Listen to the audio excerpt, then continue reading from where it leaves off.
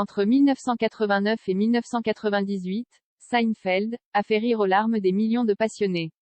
Si vous n'avez pas tout bien suivi ou si votre mémoire vous met soudainement au défi, on vous raconte la fin de la série. Attention, spoiler. L'article suivant révèle des éléments clés de l'intrigue de Seinfeld, ainsi que sa fin. Pendant ses 9 ans d'existence, la sitcom a été plus qu'adorée, largement plébiscitée et amplement récompensée, de 10 Emmys s'il vous plaît. Mais lorsqu'il s'est agi de s'éclipser, la série a aussi fait parler d'elle. Peu d'épisodes dans l'histoire de la télévision ont été aussi controversés que le final de Seinfeld. Diffusé le 14 mai 1998, The Final était un double épisode d'1 heure qui a marqué le retour de presque tous les personnages que Jerry Seinfeld, George, Jason Alexander, Ellen, Julia Louis-Dreyfus, ou Kramer, Michael Richards, ont lésé tout au long des 9 ans et 9 saisons qu'a duré l'émission. Certains ont aimé, d'autres pas.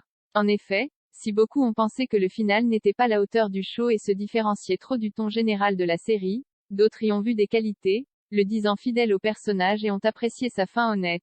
Après tout, pour Jerry et ses amis, une fin heureuse ne semblait pas être possible. Partie 1, Jerry et George ont finalement conclu un accord avec NBC pour produire leur pilote de sitcom et doivent désormais quitter New York pour la Californie. Jerry reçoit l'autorisation d'utiliser le jet privé de NBC. Lui, George, Ellen et Kramer décident d'aller à Paris pour un dernier hurrah.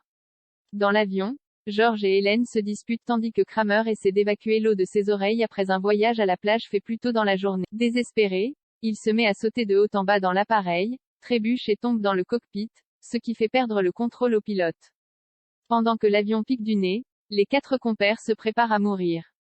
Sur ce qui semble être leurs derniers instants de vie, George, ressentant momentanément le besoin de se confesser, révèle qu'il a triché lors du fameux concours de l'épisode 4 de la saison 11, l'aéroport, et Ellen commence à révéler à Jerry qu'elle l'a toujours aimé mais l'avion se stabilise et ils effectuent un atterrissage d'urgence dans la petite ville fictive de Latham, Massachusetts. En parallèle, tout au long de la première moitié de l'épisode, Ellen essaie d'appeler son amie Jill. Tout d'abord, elle ne peut pas obtenir de réception avec son téléphone portable dans la rue. Ensuite, Jerry l'interrompt avec des nouvelles de la prise en charge du pilote et Ellen raccroche au nez de Jill pour prendre l'appel. Jerry la gronde alors pour, d'abord, avoir essayé de précipiter l'appel avant qu'ils ne partent tous pour Paris et, ensuite, pour avoir pensé à appeler depuis l'avion. En attendant que l'avion soit réparé, le groupe voit un homme en surpoids, oh oui, John Pinette, se faire voler sa voiture sous la menace d'une arme. Au lieu de l'aider, ils font des blagues sur sa taille pendant que Kramer filme tout sur son caméscope, puis il s'éloigne. La victime s'en aperçoit et en informe la police. Les 4 personnages principaux sont dès lors placés en garde à vue pour avoir enfreint la loi du bon samaritain qui oblige les passants à aider dans une telle situation. Jerry et ses amis n'ont pas d'autre choix que de faire appel à Jackie Chiles, Phil Morris pour les représenter lors de leur prochain procès.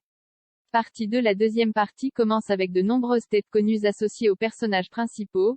Ils font tout leur bagage pour le procès qui aura lieu au tribunal du comté de Latham. L'affaire est couverte par Geraldo Rivera et Jane Wells qui rapportent que les accusés sont désormais connus sous le nom des 4 de New York. Dans la salle, on retrouve les parents de Jerry et ceux de George, mais aussi Newman, oncle Léo, J. Peterman, David Puddy, Mickey, Kenny Bania, les parents de Suzanne, le rabbin de l'immeuble d'Hélène, le gars de la piscine, ou encore George Steinbrenner et Keith Hernandez. Un long procès s'ensuit, présidé par le juge Arthur Vandelay, un nom qui fait sourire George car il a utilisé ce pseudonyme très fréquemment dans le passé pour les fausses entreprises pour lesquelles il prétendait avoir travaillé.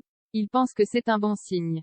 D'un côté, l'accusation dispose des déclarations de témoins oculaires comme Howie, la victime, et l'officier Vogel qui les a arrêtés ainsi que de l'enregistrement du caméscope de Kramer comme preuve de leur violation. De plus, comme il s'agit de la première affaire mettant en œuvre cette loi, le procureur de district Hoyt y met du sien et empile les dossiers contre le quatuor autant que possible, en convoquant de nombreux témoins de caractère. Ainsi presque toutes les personnes que les accusés ont rencontrées au cours des 9 dernières années, dont Marla Penny, la bavarde, Donald Sanger, Babou Bat, Yves Kassem, George Steinbrenner, le Dr Wexler ou encore Sidra Holland, Terry Hatcher, sont amenés à témoigner de leur comportement contraire à l'éthique à la fois réelle et supposée, avec flashback en prime, au point que le juge arrête les témoignages pour simple question de temps. Côté défense, Chiles argumente que les témoins ne font qu'exagérer pour régler leur compte avec les 4 et que ces derniers n'ont pas agi car ils ne voulaient pas se faire tirer dessus par le criminel. Il ajoute aussi que le carjacker, lui, est libre de rire et mentir. Malgré les efforts de la mère de George pour tenter de convaincre le juge Vandelay de réduire la peine, Le jury déclare Jerry, George, Hélène et Kramer coupables d'indifférence criminelle et ils sont chacun condamnés à 1 an dans une prison d'État. Dans leur cellule temporaire, le groupe attend d'être transféré. Kramer arrive enfin à évacuer l'eau de ses oreilles après des jours d'essai. Hélène décide d'utiliser son seul appel téléphonique depuis la prison pour enfin joindre Jill. Un coup de téléphone de la prison, ça c'est le roi des appels. Jerry, quant à lui, entame une conversation sur les boutons de chemise de George, en utilisant des répliques du premier épisode. George se demande alors s'ils ont déjà eu cette conversation. EPILOGUE Dans la scène finale de la série, Jerry porte une combinaison orange et raconte des blagues liées à la prison devant un public de codétenus, y compris Kramer et George mais pas Hélène qui n'est pas vue car elle est dans une prison pour femmes. Personne ne rit, à part le public du studio et Kramer. Alors qu'il est finalement arraché de la scène par un garde, il dit à son public, « Eh, vous avez été formidable. Rendez-vous à la cafétéria. » Fin de Seinfeld. Plan B, ils auraient pu jouer dans Game of Thrones, Friends, Breaking Bad.